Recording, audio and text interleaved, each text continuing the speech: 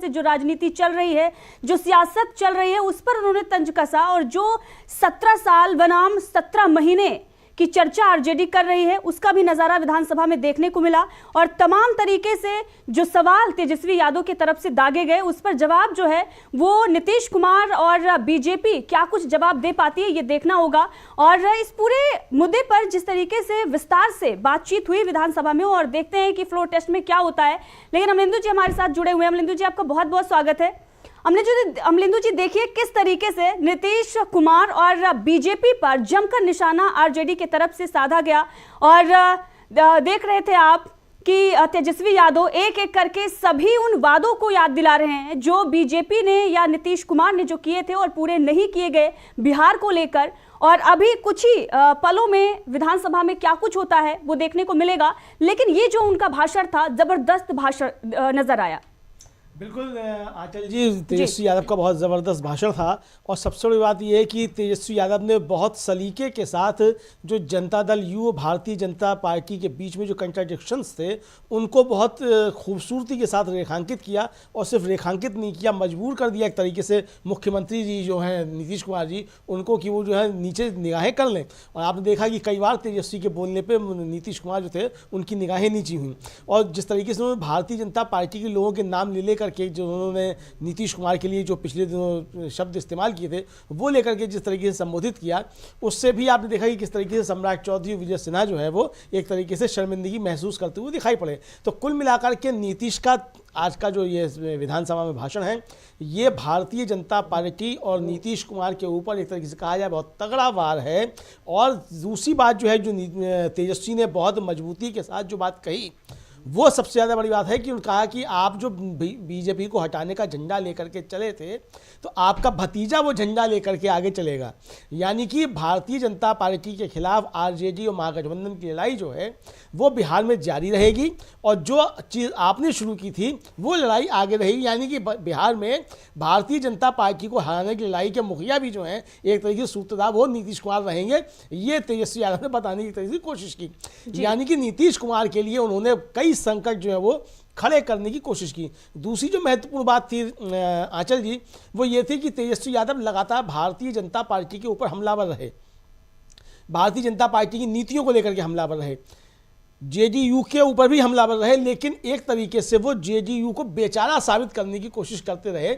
और ये साबित करने की कोशिश करते रहे कि जेडीयू और नीतीश कुमार जो है वो किसी दुष्चक्र में फंस करके भारतीय जनता पार्टी के साथ चले गए हैं, उनकी इच्छा नहीं थी। और जिस तरीके से उन्होंने समाजवादियों का और कर्पूरी ठाकुर का ये सब जो याद दिलाया नीतीश कुमार को, ये एक तरीके से ये याद दिलाने की कोशिश थी कि महाराज आप किस खेमे के थे और आप किस तरफ चले गए हैं और अब तक आप क्या करते रहे। तो ये जिस तरीके से तेजस्वी ने आज प्रहार किए हैं, मुझे लगता है ये काफ़ी ज़्यादा विचलित कर देने वाले नीतीश कुमार के लिए रहे होंगे। और पूरे चर्चा के दौरान आपने देखा कि नीतीश कुमार या तो मुंह लटकाए हुए नजर आए, या फिर मुंह घुमाते हुए नजर आए, या फिर वो खैनी चवैना जो भी खा रहे हों, चाहे चुंगम खा रहे हो, जो भी खा रहे हों, वो चबाते हुए नजर आए। लेकिन नीतीश कुमार किसी भी तरीके से तेजस्वी से आंख मिलाने की स्थिति में नजर नहीं आए।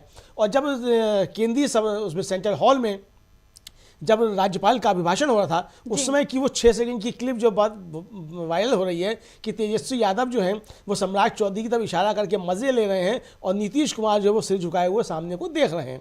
तो ये जिस तरीके से आज परिस्थितियां पैदा हुई हैं, मुझे लगता है कि ये नीतीश कुमार के पूरे जीवन काल में ऐसी परिस्थितियां कभी पैदा नहीं हुई होंगी जिस तरीके की परिस्थितियां आज पैदा हुई हैं। अब किस तरीके से तेजस्वी यादव ने जो अपने मुद्दे रखे और आखिर में चलते चलते उन्होंने जिस ओल्ड पेंशन स्कीम की बात कर दी, ये एक तरीके से नीतीश कुमार और भारतीय जनता पार्टी की दुखती रख पे हाथ रखने वाला था। क्योंकि नीतीश कुमार पहले वायदा कर चुके थे कि ओल्ड पेंशन स्कीम लागू की जाएगी, और अब जो है भारतीय जनता पार्टी उस ओल्ड पेंशन स्कीम की विरोधी है। तो नीतीश कुमार के सामने उन्होंने वो चैलेंजेस खड़े कर दिए हैं कि आप जो हमारे साथ रह करके काम कर रहे थे, वो काम आप भारतीय जनता पार्टी के साथ रह करके दिखाइए। दूसरी बात आंचल जी जो महत्वपूर्ण है, अब क्या होगा अभी ये मालूम पड़ जाएगा थोड़ी देर में, जब उस पर विश्वास मत पे वोटिंग होगी तब होगा। लेकिन एक बात तो साबित हो गई कि तेजस्वी यादव ने प्रधानमंत्री नरेंद्र मोदी और गृह मंत्री अमित शाह की रातों की नींद हराम कर दी थी। ये बात साबित हो गई है। और तोड़फोड़ के मामले में भी तेजस्वी यादव भारतीय जनता पार्टी के चाणक्यों के ऊपर 20 साबित हुए हैं जी। 2014 के बाद ये पहला अवसर है कि जब भारतीय जनता पार्टी के विधायक और भारतीय जनता पार्टी समर्थित यानी एनडीए के विधायक सदन से गायब रहे हों। 10 साल में ये पहला अवसर आया है और ये बिहार से रास्ता दिखाया गया है। तो ये बहुत बड़ी चीज़ है। मुझे लगता है कि बिहार की ये जीत हो या हार हो, जो भी हो, लेकिन ये बहुत लंबे समय तक प्रधानमंत्री नरेंद्र मोदी और गृह मंत्री अमित शाह के सीने में शूल की तरीके से चुभती रही है। चलिए जी अमलेंदु जी, और अगर आंकड़े की बात करें तो 128 का आंकड़ा था, लेकिन इस वक्त अगर देखा जाए 3 आरजेडी के जो हैं वो भी सत्ता पक्ष में बैठे हुए हैं, उसके बाद भी आंकड़ा 125 का है। ऐसे में आप देख रहे हैं 6 विधायक जो हैं एनडीए के वो गायब हो गए हैं। तो ये जादू अगर किसी ने किया है तो वो लालू यादव ने ही किया है, तेजस्वी यादव ने किया है। और तेजस्वी यादव और लालू यादव ने दिखा दिया है कि अगर आप कुछ कर सकते हैं, अगर आप ऑपरेशन चला सकते हैं तो हम भी ऑपरेशन चला सकते हैं। और ऑपरेशन लालटेन जिसकी चर्चा हम लगातार कर रहे थे अमलेंदु जी, देखिए, क्योंकि ये जो टक्कर थी वो कांटे की थी। एक तरफ जो है बड़ी बड़ी एजेंसियां हैं जिसका डर दिखाकर जो कुछ भी वहां पर चल रहा है, क्योंकि अगर आप देखें तो तेजस्वी यादव ने साफ कहा कि चेतन आनंद को लेकर कि कुछ मजबूरी जो है वो है, और ये मजबूरी आज से नहीं, बहुत काफी दिनों से मजबूरी चल रही है। तो मैं समझ रहा हूं, जहां भी आप रहिए सही सलामत रहिए, ये सारी चीजें उनके तरफ से कही जा रही थी। लेकिन रात में जो कुछ भी हुआ और जिस तरीके से पूरा प्रकरण चलता आया, उससे ये साफ नजर आ गया था कि नीतीश सरकार तो घबराई हुई है, बीजेपी हाईकमान भी डरा हुआ है। जिसकी चर्चा चारों तरफ होती थी कि अमित शाह की एक टीम है, अमित शाह जो है वो राजनीति के चाणक्य हैं, और ऑपरेशन लोटस की चर्चा हो रही थी। बिहार में ऑपरेशन लालटेन की चर्चा चलने लगी, इसीलिए भारी फोर्स बल कैसे तैनात कर दिया गया तेजस्वी यादव के घर पर, और ये रात से ही सब कुछ चल रहा था। डर देखिए आप, एक तेजस्वी यादव से कितना डर है कि उनके विधायकों पर किस तरीके से प्रेशर बनाया गया, और अपने विधायकों को पहले लेकर भाग गए बोध गया, वहां से विधायक आए और उसके बाद उनके आवास के बाहर पुलिस फोर्स तैनात कर दी गई और एक एक फाइल खोलेंगे, इस तरह की धमकियां जो हैं वो दी जा रही हैं। तो ये सब चीजें जो है वो दिखाई दे रही हैं अमलेंदु जी कि क्या तेजस्वी यादव ने जो एक जाल बुना था उसमें बीजेपी बुरी तरीके से फंस गई है। ये संख्या बल जो है, जो नजर आ रहा है, वो उसका नहीं है, बल्कि एक दबाव का जो है वो संख्या बल वहां नजर आ रहा है। लेकिन चुनाव में इसका असर तो पड़ेगा ही पड़ेगा। निश्चित तौर पे आंचल जी, चुनाव पे उसका जबरदस्त असर पड़ेगा। और जो बात जेडीयू के विधायकों से कही तेजस्वी ने, वो बड़ी गौर करने वाली बात है। और मुझे लगता है कि उस पर सारे जो जेडीयू के विधायक थे वो एक तरीके से सोच में पड़ गए। उनका कि आप जाएंगे जनता के बीच तो ठीक है, नीतीश कुमार तो पलटी मारते रहते हैं इधर से उधर, जब चाहते तब पलटी मार लेते हैं। जनता के बीच तो जाकर के सवालों के जवाब आपको देने होंगे, आप क्या जवाब देंगे? तो ये जनता दल यू के विधायकों के पास इसके कोई जवाब नहीं है। ये अच्छी तरीके से समझा जा सकता है। और जिस तरीके से 6 विधायक भारतीय जनता पार्टी और जनता दल यू के लापता हैं, और वो उसका वोटिंग पे क्या असर पड़ता है, ये अभी जब होगी वोटिंग तब मालूम पड़ेगा तो क्या स्थिति बनती है, क्या स्थिति नहीं बनती है। लेकिन तेजस्वी यादव ने कहा जाए कि आज जबरदस्त तरीके से नीतीश कुमार और भारतीय जनता पार्टी दोनों को जबरदस्त तरीके से विधानसभा के अंदर धोया है। और एक तरीके से कहा जाए कि 2024 के लोकसभा चुनाव के लिए एक एजेंडा और 2024 के लोकसभा चुनाव के लिए एक रणनीति जो है वो भी तेजस्वी यादव ने सामने रख दी है। नीतीश कुमार और भारतीय जनता पार्टी को इस नए तेजस्वी यादव से निपटने के लिए बहुत ज़्यादा मेहनत करने की आवश्यकता पड़ेगी। और बिहार जो है वो भारतीय जनता पार्टी के लिए भार साबित हो रहा है, ये तो है ही। लेकिन जो भारतीय जनता पार्टी सोच रही थी कि 2019 के परिणाम उसको मिल जाएंगे, वो परिणाम किसी हाल में नहीं मिलने वाले हैं। ये आज की इस सारी प्रक्रिया से साबित हो रहा है। जी। और जिस तरीके से तेजस्वी यादव ये कह रहे हैं कि हमारे पिता लालू जी हैं और उनका खून मेरे अंदर है, हम लालू जी के बेटे हैं और इन सब चीज़ों से घबराते और डरते नहीं हैं, घबराहट नहीं है, डर नहीं है। अगर आप देखेंगे तो बाकी राज्यों में जहां पर भी ऐसी स्थिति देखने को मिलती है, वहां पर विपक्ष किस तरीके से हार मान जाता है, और ये स्थिति तमाम राज्यों में देखने को मिली है। पहले ही हार मान लेते हैं और जो कुछ भी होता है उसके बाद बीजेपी अपना ऑपरेशन जो है वो चलाती है और सारा काम जो है वो बीजेपी के हाथों से ही होता है। लेकिन बिहार ऐसा राज्य है, झारखंड में तो हमने देखा कि झारखंड में बीजेपी की बाजी जो है वो उस पर ही भारी पड़ गई और वहां पूरी बाजी पलट गई। और बिहार में टक्कर जो है वो तेजस्वी यादव ने दिया, और टक्कर ही नहीं दिया, बीजेपी के और जेडीयू के जो विधायक हैं उनको भी तोड़ लिया। 6 विधायक जो गायब बताए जा रहे हैं एनडीए के, वो एक तरीके से ऑपरेशन लालटेन का ही कारनामा है। निश्चित तौर पे वो ऑपरेशन लालटेन का ही कारनामा है। और अगर आप देखिए कि अगर ये रात में पुलिस का एक्शन सब नहीं होता और 3 विधायक नहीं उठाए जाते इस तरीके से जबरदस्ती करके, तो आप समझिए कि क्या स्थिति होती। 6 और 3 9 जी, 125 मतलब 122 जो रह जाते, 122 में से ये फिर 9 इधर होते, तो क्या स्थिति होती है 115 114 में अगर ये 9 जुड़ जाते। तो ये सरकार जो है ये पुलिस से बचाई हुई सरकार होगी अगर बचती है। अभी भी शंकाएं हैं कि ये सरकार बचेगी कि नहीं बचेगी, लेकिन अगर बचती है तो ये सरकार पुलिस के जरिए दिल्ली ने सरकार ये बचाई है, ये समझा जाएगा और ये संदेश साफ तौर पर जाएगा। नीतीश कुमार एक हारे हुए योद्धा की तरीके से बिहार की राजनीति में दिखाई देंगे।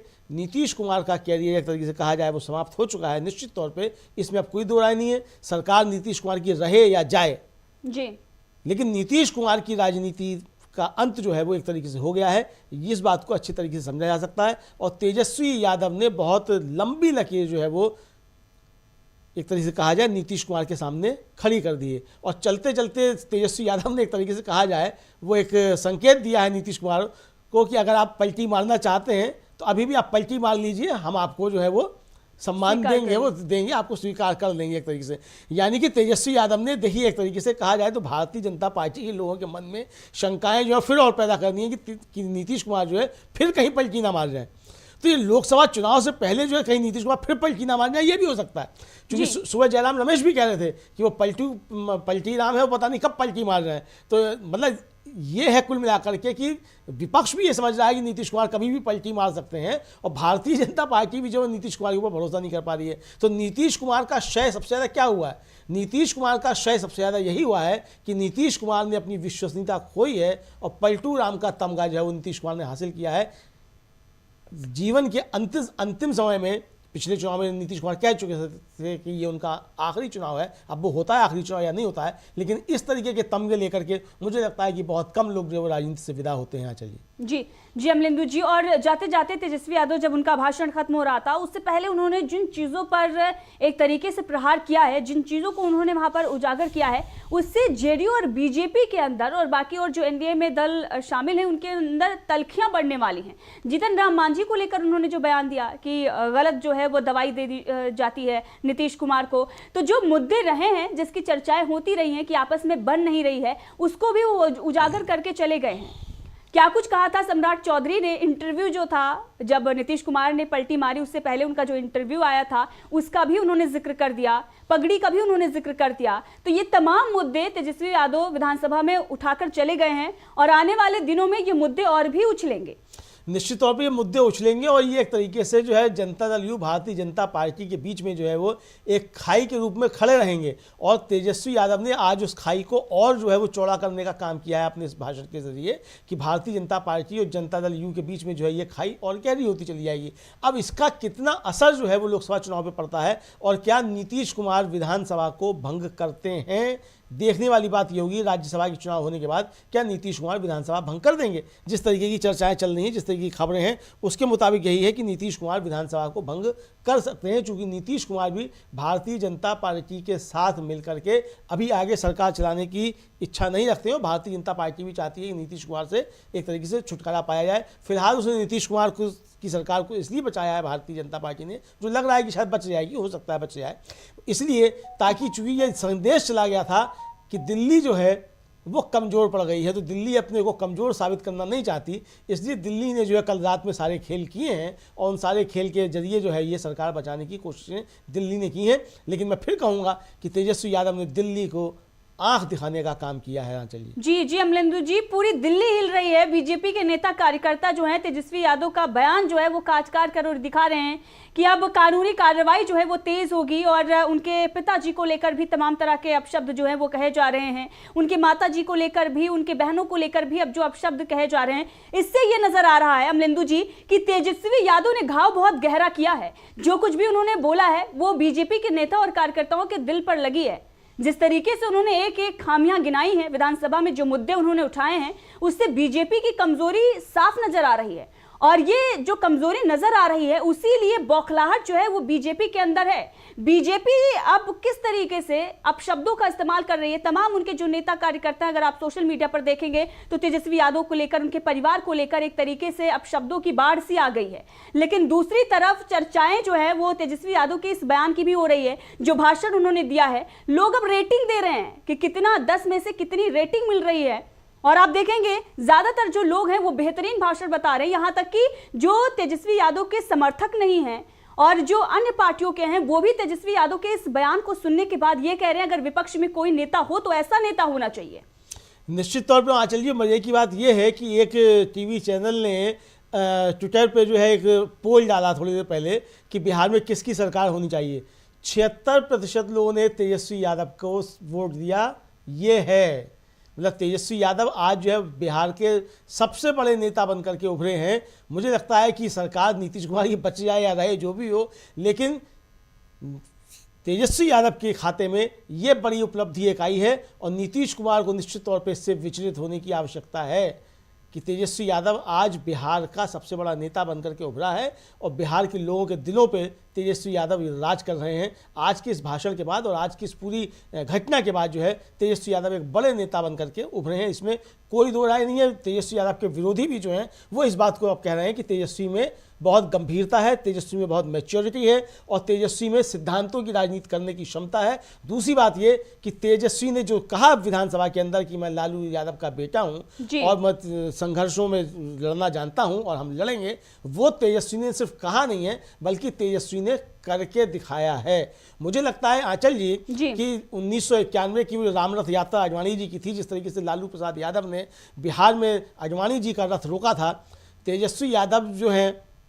बिहार से ही मोदी जी का रथ भी रोकने के लिए काम कर रहे हैं और ये 2024 के लोकसभा चुनाव में आपको देखने को मिल सकता है। निश्चित तौर पे ये कहा जा सकता है, ऐसा समझा जा सकता है। चलिए जी जी अमलेंदु जी, और जिस तरीके से बिहार में इस वक्त ये खबरें आ रही हैं कि धड़कनें सबकी तेज हो रही हैं, हालांकि अभी जो है जो नज़ारे बने हुए हैं उसमें ये बताया जा रहा है कि नीतीश कुमार जो है वो बहुमत साबित कर सकते हैं, लेकिन अभी भी डर है क्रॉस वोटिंग का। अमलेंदु जी, अभी भी डर जो है वो जो सरकार चल रही है उसके अंदर है, घबराहट है कि कहीं क्रॉस वोटिंग ना हो जाए। हालांकि स्पीकर को हटाने के लिए जो वोट पड़े हैं उसमें 125 और 112 जो हैं वो एक सत्ता पक्ष और विपक्ष के हैं, लेकिन इस तरीके से जो मुख्यमंत्री को लेकर है, नीतीश कुमार को लेकर है, उसमें शायद ये वोटिंग जो है वो बदल सकती है, आंकड़े बदल सकते हैं, क्योंकि नीतीश कुमार पाला बदलकर बीजेपी के साथ गए हैं तो कई बीजेपी के नेता भी नाराज हैं। ऐसे में जेडीयू भी, कई सारे जो जेडीयू के विधायक हैं वो बीजेपी के साथ नहीं जाना चाहते हैं। और अगर आप देखिए अभी भी 6 विधायक गायब हैं और जो विधायक वहां पर हैं उनमें से कई विधायक जो है वो क्रॉस वोटिंग कर सकते हैं, ऐसी खबरें जो हैं वो आ रही हैं। निश्चित तौर पे आंचल जी, असल में अभी खेल हो सकता है और यही इसीलिए हम लोग कह रहे हैं कि खेला जो है होने वाला है, कोई हो सकता है। देखिए अभी महत्वपूर्ण बात क्या है, ये है कि स्पीकर के खिलाफ अगर अविश्वास प्रस्ताव गिर जाता तो ऐसी स्थिति में नीतीश कुमार तुरंत जो थे वो विधानसभा भंग करने की बात करते और विश्वास मत में नहीं जाते जी। तो इसलिए स्पीकर के उस पर कुछ भी जो है वो बातें नहीं की गई तेजस्वी यादव की तरफ से, वो होया नहीं दिया गया। अब जब विश्वास मत पे हो रहा है तो विश्वास मत में जो है कोई बड़ा खेल हो सकता है और जनता दल यू के विधायकों के अंदर जिस तरीके से असंतोष है, उस असंतोष को अपने भाषण में हवा दे भी दी है तेजस्वी ने और ये संकेत भी दे दिया है। मतलब एक तरीके से कहा जाए कि वो आखिरी टाइम पे जो शॉट है वो तेजस्वी यादव ने मार दिया है कि भाई आप जनता के बीच जाकर के क्या कहेंगे जी। तो आज जो भी जनता दल यू का विधायक यहाँ नीतीश कुमार की सरकार के खिलाफ वोट देता है, निश्चित तौर पे वो जनता का एक तरीके से कहा जाए वो हीरो बन के निकलेगा, वो विलेन बन करके नहीं निकलेगा। इसको ये समझा जा सकता है, एक आकलन, एक विश्लेषण के तहत इस बात को हम कह रहे हैं। बाकी क्या होगा क्या नहीं होगा ये तो फ्लोर पे ही तय होगा, क्योंकि फ्लोर पे ही सारी चीज़ें तय होनी है, हम लोग के स्टूडियो से कुछ तय नहीं होना है, तो ये फ्लोर से होगा। लेकिन तेजस्वी यादव ने आखिरी शॉट जो मारा है आंचल जी, उससे नीतीश कुमार एक तरीके से कहा जाए वो बिलबिलाए हुए दिख रहे हैं और अभी भी कोई बड़ा खेल जो है वो हो सकता है, चूंकि अंतर जो है जो विधानसभा अध्यक्ष के खिलाफ जो अविश्वास का प्रस्ताव आया उसमें जो अंतर आया है वो अंतर भी कुछ ज़्यादा नहीं है, तो अभी कोई बड़ा खेल हो सकता है। चलिए जी बिल्कुल, और तेजस्वी यादव ये भी कहते हुए नजर आए कि अगर समय आएगा तो काम तेजस्वी यादव ही आएगा। ऐसे में वो उन लोगों को बता रहे हैं जिनके ऊपर तलवार लटक रही है, दबाव बनाया जा रहा है कि गिरफ्तारी हो सकती है या किसी के केस खुल सकते हैं, फाइल खुल सकती है। जो बीजेपी के नेता सरेआम कह रहे थे, कैमरे के सामने आकर बता रहे थे कि फाइल एक एक की खुलेगी, तो उस मामले में भी वो ये बता रहे हैं कि भले ही आज मजबूरी में आप बैठे हुए यहाँ पर, लेकिन जब समय आएगा, जब वक्त आएगा तो तेजस्वी यादव ही काम आएगा। निश्चित तौर पे, और उन्होंने खुल के इस बात को कहा, मतलब कि बाबर ये बात तो उन्होंने उनके लिए भी कही, नीतीश कुमार के लिए भी कही कि जब जरूरत होगी तो हम आपके काम आएंगे, आप हमारे पास आइएगा खुल करके। तो यानी कि नीतीश कुमार को भी दरवाजा खोल के रखा है तेजस्वी यादव ने कि आपको जब भारतीय जनता पार्टी दुत्कारेगी तो आप हमारी ही शरण में आएंगे। और जनता दल के विधायकों से भी कह दिया है कि चूंकि भारतीय जनता पार्टी आपको काम नहीं करने देगी, आपके काम नहीं होंगे, और आप ही लोग कह रहे थे कि ब्यूरोक्रेसी जो बहुत ज़्यादा हावी है, यानी कि जनता दल यू के विधायकों का जो दर्द था भारतीय जनता पार्टी के साथ सरकार चलाते हुए नीतीश कुमार के समय में, वो दर्द को उन्होंने एक तरीके से कहा जाए उसमें नमक छिड़कने का काम किया उन जख्मों के ऊपर तेजस्वी यादव ने आज भाषण के जरिए। तो ये उन्होंने प्रयास किया है कि जेडीयू के विधायक जो हैं वो अंतरात्मा की आवाज़ पर नीतीश कुमार का साथ देकर के, मतलब नीतीश कुमार क्या भारतीय जनता पार्टी के साथ में इस समय तो भारतीय जनता पार्टी के साथ ना जाकर के आरजेडी के साथ आए ताकि एक अच्छा बिहार जो है वो बन सके। ये उन्होंने एक तरीके से कहा भी है तेजस्वी यादव ने। यहाँ जी अमलेंदु जी, इस वक्त मैं सोशल मीडिया देख रही थी, एक बहुत बड़े मोदी समर्थक हैं और बीजेपी के समर्थक रहे हैं और तमाम अपने आप को पत्रकार कहते हैं, हालांकि जिस तरीके से उनकी टिप्पणी है उस पर बहुत सारे सवाल खड़े होते हैं, लेकिन उनका जो ट्वीट है बहुत ही मजेदार ट्वीट उनका सामने आया है कि वैचारिक विरोध एक तरफ लेकिन तेजस्वी यादव की धुलाई अच्छी चल रही है। सम्राट चौधरी की माता से लेकर पगड़ी उतारने तक पर सही मंच पर मार रहा है, नीतीश को भी बाप कहकर बढ़िया से गरिया रहा है। अब ये जो कुछ भी उनके तरफ से कहा गया, हालांकि बिहार की जो टोन है वो इस ट्वीट में भी नजर आ रही है और जिस तरीके से शब्दों का भी इस्तेमाल किया गया है, लेकिन जो कुछ भी तेजस्वी यादव ने कहा है, अब देखिए उनके बयान का कायल हर कोई हो रहा है। जो मोदी समर्थक हैं, जो बीजेपी समर्थक हैं, वो पत्रकार भी ये मान रहे हैं कि आज तेजस्वी यादव ने कमाल कर दिया है और जबरदस्त उन्होंने धोया है। निश्चित तौर पे आंचल जी, तेजस्वी यादव ने बहुत ज़बरदस्त तरीके से धोया है और जब नीतीश कुमार बोलेंगे तभी देखना बड़ा दिलचस्प होगा कि नीतीश कुमार इन सवालों के जवाब किस तरीके से देते हैं। कि जिस तरीके से तेजस्वी यादव आधे घंटे से ज़्यादा बोले हैं, तो क्या लगभग आधा घंटा भी नीतीश कुमार के पास बोलने के लिए कुछ है? महत्वपूर्ण बात यह है नीतीश कुमार क्या बताएंगे कि उन्होंने समर्थन मतलब क्यों छोड़ दिया उन्होंने आरजेडी का साथ। जैसा कि तेजस्वी ने कहा अपने भाषण में कि भाई आप जब आए थे हमारे पास तो आप यही कह के आए थे कि आपकी पार्टी तोड़ी जा रही है, तो अब क्या कहेंगे नीतीश कुमार। तो तेजस्वी यादव ने बहुत सदे हुए शब्दों में, बहुत अच्छे शब्दों में, और कहा जाए कि एक मर्यादा के अंदर रहते हुए जिस तरीके से नीतीश कुमार को, भारतीय जनता पार्टी को, दोनों को धोया है, कायदे से धोया है, वो एक नई इबारत जो है उसने बिहार की राजनीति में लिख दी है। मैं फिर कहूँगा कि नीतीश कुमार के मुकाबले तेजस्वी यादव आज बहुत ही बड़े नेता बनकर के उभरे हैं। और ये जो ट्वीट आपने पढ़कर सुनाया है भाजपा समर्थित पत्रकार जो हैं उनका, आप समझ सकते हैं कि भाजपा के लोगों के अंदर भी किस तरीके के जो एक तरीके से कहा जाए वो भाव हैं। असल में बात यह है कि नीतीश कुमार ने पलटियाँ इतनी ज़्यादा मारी हैं कि वो भारतीय जनता पार्टी के लोग भी नीतीश कुमार को नहीं पचा पा रहे हैं। और यही कंट्राडिक्शंस जो हैं उनको तेजस्वी यादव ने एक तरीके से हवा देने का काम किया है कि किस तरीके से भारतीय जनता पार्टी और जनता दल यू के बीच कंट्राडिक्शंस हैं, और उन कंट्राडिक्शंस के बीच में तेजस्वी यादव ने बहुत करीने के साथ, बहुत सलीके के साथ अपनी राजनीति स्थापित कर दी है। और ये एक तरीके से कहा जाए कि भारतीय जनता पार्टी और जनता दल यू दोनों के लिए एक संकट पैदा किया है कि वो किस तरीके से दोनों सहयोगी दल जो है एक दूसरे को डिफेंड करते हैं और किस तरीके से अपने पिछले बयानों को लेकर के बातें करते हैं। जब सम्राट चौधरी के बोलने का नंबर आएगा तब देखा जाएगा कि सम्राट चौधरी क्या बोलते हैं, अपनी पगड़ी को लेकर के सम्राट चौधरी क्या कहते हैं। और नीतीश कुमार जो है सम्राट चौधरी के लिए या जीतन राम मांझी के लिए जो उन्होंने पहले कुछ कहा था उसके बारे में क्या कहते हैं, या जीतन राम मांझी जो हैं जो उन्होंने नीतीश जी के लिए कहा था उसको लेकर के जो तेजस्वी ने सवाल उठाया उस पर जीतन राम मांझी क्या उत्तर देते हैं, ये देखना बड़ा दिलचस्प होगा। आंचल जी जी जी बिल्कुल, और अब देखना होगा बीजेपी कैसे इन सवालों का जवाब देती है, क्योंकि बीजेपी कई सवालों में घिर गई है। तेजस्वी यादव साफ तौर पर ये कह रहे थे कि जिसे आप कल गाली दे रहे थे आज उसकी बड़ाई करते हुए फिर रहे हैं, तो जनता तो सवाल आपसे पूछेगी ही। और जो कुछ भी तेजस्वी यादव कह रहे थे उनका ये कहना था साफ तौर पर, और आरजेडी भी ये दावा कर रही है कि तेजस्वी यादव बोल तो रहे हैं सदन में, लेकिन ये शब्द जो हैं वो जनता के हैं, ये सवाल जनता के हैं, इसीलिए तेजस्वी यादव सदन में खड़े होकर और जनता की आवाज उठा रहे हैं। वैसे विपक्ष का काम भी यही होता है कि जनता की बातों को रखा जाए, और इसीलिए तेजस्वी यादव ने तमाम मुद्दों पर अपनी राय रखी और जो कुछ भी जनता के सवाल थे वो रखे गए हैं। अब देखना ये होगा उन सवालों का जवाब बीजेपी कैसे देती है।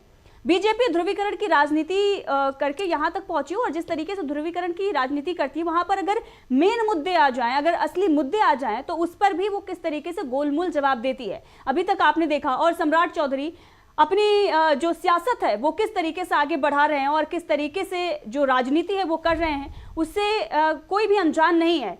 तो चाहे वो राजस्थान हो या बिहार हो या उत्तर प्रदेश हो, हर कोई सीएम योगी आदित्यनाथ को कॉपी करता हुआ नजर आ रहा है। तो क्या राजनीति बीजेपी कर रही है और आगे उसकी राजनीति कैसी चलेगी, उसका अंदाजा इसी से आप लगा सकते हैं कि किन लोगों को आगे बढ़ाया जाता है और क्या कुछ राज्यों में चलता है। तो बिहार में वो चलने वाला नहीं है। उससे ये जो तेजस्वी यादव ने मुद्दे रखे और जिस तरीके से उन्होंने शिक्षा, स्वास्थ्य, बेरोजगारी और तमाम चीज़ों को लेकर वो काम कर रहे हैं, उससे ये साफ हो गया है कि अब जनता बदलाव चाहती है और इनकी राजनीति जो है वो पूरी तरीके से खत्म होने वाली है।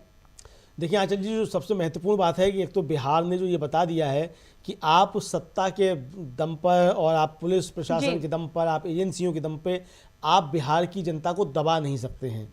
दिल्ली की आंखों में आंख डाल के बिहार बात कर रहा है। सबसे महत्वपूर्ण बात यह है, दिल्ली बिहार को दबा पाने की स्थिति में नहीं है। सबसे महत्वपूर्ण बात यह है, बिहार ने जो है दिल्ली को एक बार फिर जो है ज़बरदस्त चुनौती दी है। ये महत्वपूर्ण बात है। तो कुल मिलाकर के जो आज सारी महत्वपूर्ण चीज़ें हैं, उन सारी महत्वपूर्ण चीज़ों के बीच जो सबसे ज़्यादा महत्वपूर्ण है, वो सबसे ज़्यादा महत्वपूर्ण ये है कि दिल्ली जो है वो आज बिहार के सामने खुद को बौना देख पा रही है, बौना समझ रही है। ये सबसे बड़ी बात है। जिस तरीके से ऑपरेशन लोटस को तेजस्वी ने ऑपरेशन लालटेन के जरिए एक तरीके से कहा जाए चुनौती दी है, ये भारतीय जनता पार्टी के चाणक्यों के लिए जो है वो काफ़ी ज़्यादा एक तरीके से कहा जाए एक सेटबैक है, एक बुरी खबर एक हो सकती है कि बिहार ने किस तरीके से भारतीय जनता पार्टी को जो है वो रास्ता दिखा दिया है कि आप जो है यहाँ कुछ नहीं कर सकते हैं। कल रात में जब तेजस्वी यादव के घर पे पुलिस ने छापेमारी की, उस समय जिस तरीके से बिहार की सड़कों पे हुजूम उमड़ा और जो नारे लगे कि तेजस्वी यादव मत घबराना, तेरे पीछे सारा ज़माना, और जिस तरीके से जनता सड़कों पर उमड़ी, उसने ये बता दिया कि तेजस्वी यादव जो है वो बिहार के लोगों के दिलों पर राज कर रहे हैं। देखिए, इसमें बहुत सी चीज़ें हैं तेजस्वी यादव के राज करने के पीछे, मतलब लोगों के दिलों के राज करने के पीछे। एक तो तेजस्वी यादव जिस तरीके से शालीन तरीके से, एक तरीके से कहा जाए, जिस तरीके की राजनीति कर रहे हैं और शालीन तरीके से जिस तरीके से चीज़ों के उत्तर देते हैं और जो अपनी बात रखते हैं, वो बहुत महत्वपूर्ण चीज़ें राजनीति में, खासतौर से युवा नेताओं में बहुत कम लोग ऐसे हैं जो इतनी शालीनता के साथ और गंभीर बातें जो है वो मजबूती के साथ कह जाते हैं और कर जाते हैं। वो तेजस्वी यादव ने करके दिखाया है। दूसरा, तेजस्वी यादव ने जो आज विधानसभा के अंदर भी कहा कि भाई आप तो कहते थे मुख्यमंत्री जी कि कहाँ से लाएगा पैसा, कि अपने बाप के घर से लेकर के आएगा, तो हमने दबाव दे करके ये नौकरियां दिलवाई। तो 4 लाख से ज़्यादा नौकरियां जो बिहार में दी गई हैं, सरकारी नौकरियां दी गई हैं, ये तेजस्वी यादव के दबाव में हुआ। तेजस्वी यादव के विभागों के मंत्रियों के पास जो विभाग थे, उन विभागों में ही ये नियुक्तियां हुई हैं। तो ये भी एक संदेश जो है वो पूरे बिहार में गया है कि नौकरी देने का काम जो है वो तेजस्वी यादव ने किया। यानी चुनाव से पहले तेजस्वी यादव ने जो वायदा किया था कि हम नौकरियां देंगे, उसकी तरफ तेजस्वी यादव ने सरकार में रहते हुए काम किया। जबकि मुख्यमंत्री नीतीश कुमार थे, उनसे ये तेजस्वी यादव ने काम करवाया। यानी तेजस्वी जब फुल फ्लैश मुख्यमंत्री बनेंगे, अपनी पार्टी के दम पे, अपने गठबंधन के दम पे मुख्यमंत्री बनेंगे, तब तेजस्वी यादव का काम जो है वो देखने लायक होगा। तो यानी एक तरीके से आंचल जी ये समझा जा सकता है कि तेजस्वी यादव बिहार के भावी मुख्यमंत्री के तौर पे पेश हो चुके हैं। तेजस्वी यादव अगले विधानसभा चुनाव के लिए बिहार में एक नया चेहरा जो है मुख्यमंत्री पद का है। ये आज जो है वो साबित हो गया है। यही नीतीश कुमार की सबसे बड़ी हार है, सरकार रहे या जाए। जमलिंदु जी, और देखिए तेजस्वी यादव मुद्दों पर चर्चा कर रहे थे, मुद्दों को लेकर वो बयान दे रहे थे। भाषण उनका जो था वो मुद्दों पर था, जो बिहार की स्थिति है उसको लेकर था। लेकिन अब बीजेपी की तरफ से जब पलटवार किया गया तो वंशवाद, परिवार पर हमला, अब उनकी तरफ से उन्हीं चीज़ों को लाया जा रहा है जिस पर बीजेपी हमेशा एक तरीके से प्रहार करती रही है। मुद्दों पर और जो जनता की समस्या है उससे वो दूर कहीं दूसरी राजनीति में चली जाती है और उसी राजनीति पर जाते हुए परिवारवाद को एक बार फिर से घसीटा जा रहा है, उनके परिवार पर सीधे तौर पर हमला बोला जा रहा है। नहीं, देखिए, अब परिवार पे तो हमला किया जाएगा, परिवार पे तो हमला करेंगे अब, लेकिन फिर वहीं उनको याद दिलाया जाएगा, दूसरे परिवारों की भी बातें याद दिलाई जाएंगी। अब कहा उन्होंने कि भाई सम्राट चौधरी तो ये तो उनके पहले हमारी पार्टी में ही थे, फिर बताया कि शकुनी चौधरी के बेटे हैं, ये जो आरजेडी के नेता थे। तो ये मतलब अब परिवार तो यहाँ भी है, फिर सम्राट चौधरी क्या है, परिवारवाद की तो उपज है सम्राट चौधरी भी, तो कहाँ से सम्राट चौधरी आ गए। तो ये मतलब ये तो सिर्फ बिहार की बात है। बाकी अब राजनाथ सिंह जी के बेटे क्या कर रहे हैं, या अमित शाह जी के बेटे क्या कर रहे हैं, प्रेम कुमार धूमल के बेटे क्या कर रहे हैं, लखीराम गोयल के बेटे क्या कर रहे हैं, वो सब अलग के मसले हैं। मतलब कौन कौन कहाँ से आया है, वो सारी चीज़ें अलग की हैं सब मिला करके। या एकनाथ शिंदे के बेटे जो हैं वो लोकसभा के अंदर कैसे बैठे हुए हैं, वो सब अलग की चीज़ें हैं। अब जैसे प्रधानमंत्री नरेंद्र मोदी जब भाषण दे रहे थे लोकसभा में, और जैसे ही उन्होंने परिवारवाद की बात की और पीछे से गौरव गोगोई ने जब याद दिलाया राजनाथ सिंह के बेटे और अमित शाह के बेटे एलजेपी को लेकर के और अकाली दल को लेकर के और शिवसेना एकनाथ शिंदे को लेकर के, तो प्रधानमंत्री के मुँह से अबड़ा का जबड़ा निकलने लगा। गड़बड़ा गए प्रधानमंत्री। तो ये मतलब मुझे लगता है कि इस परिवारवाद पे बात करना भारतीय जनता पार्टी को छोड़ देना चाहिए, क्योंकि अब लोग जो है भारतीय जनता पार्टी से इसको लेकर के सवाल करने लगे हैं और भारतीय जनता पार्टी के लोगों के पास इसका कोई उत्तर नहीं होता है। भाई आप किस तरीके से परिवारवाद की बात करते हैं? एलजेपी क्या है आपके यहाँ, जो आपकी एनडीए की सदस्य है? वहाँ तो परिवार के बीच में दो पार्टियां बन गई हैं, झगड़ा हो गया। जीतन राम मांझी जो बैठे हुए हैं और उनके बेटे संतोष सुमन बैठे हुए हैं, ये क्या है? ये परिवारवाद नहीं है? तो ये कुल मिलाकर के ये परिवारवाद जो सब बात, मतलब ये जुमले जो बन गए हैं, मुझे लगता है इन जुमलों से भारतीय जनता पार्टी को परहेज करना चाहिए, क्योंकि ये जुमले भारतीय जनता पार्टी के गले पड़ने लगे हैं। तो कुल मिलाकर के बात जो है वो आंचल जी यही है। जी बिल्कुल।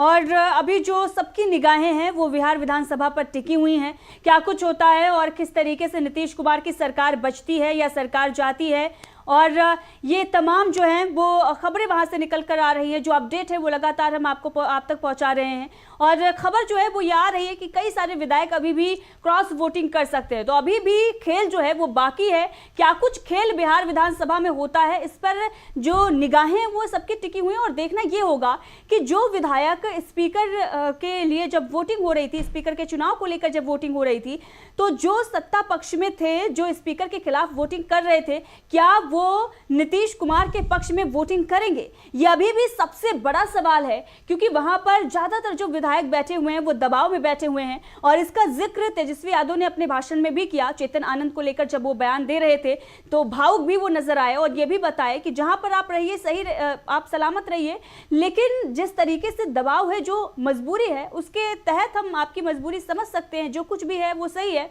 एक तरीके से उन्होंने ये दिखाने की कोशिश की कि हो सकता है कि आप पर जो दबाव बनाया गया, आप उस दबाव में आ गए हैं, लेकिन ठीक है, आगे जो भी होगा वो देखा जाएगा। तो हो सकता है कि नीतीश कुमार को लेकर भी क्रॉस वोटिंग हो जाए। अभी भी तेजस्वी यादव ने पूरी तरीके से खेल करने की कोशिश की है। उनके 3 विधायक पाला बदल चुके हैं, सत्ता पक्ष में जा चुके हैं, लेकिन उनको किस तरीके से उन्होंने संबोधित किया, किस तरीके से उनकी बातें वहां पर सदन में रखी, इससे ये साफ नजर आता है कि भले ही वो जो विधायक उनके गए हैं, लेकिन लगाव जो तेजस्वी यादव का रहा, जिस तरीके से एक डिप्लोमेटिक तरीके से अमलेंदु जी जो तेजस्वी यादव ने वहां पर भाषण दिया, जो बयान दिया उनको लेकर, वो कहीं ना कहीं उनके दिल पर लगा होगा। और तेजस्वी यादव ने ये कहा कि जब भी जरूरत पड़ेगी, जब समय आएगा, जब वक्त आएगा, तो तेजस्वी यादव ही आपके लिए खड़ा रहेगा। और दूसरी तरफ जो एनडीए के विधायक है, 6 विधायक, वो अभी भी नहीं पहुंचे हुए हैं, उनकी भी जो संख्या है वो कम है। तो ऐसे में कुछ भी हो सकता है। अभी भी खेल जो है वो चल रहा है, और अभी ये पूरी तरीके से साफ नहीं हो पाया है कि नीतीश कुमार की सरकार बच ही रही है।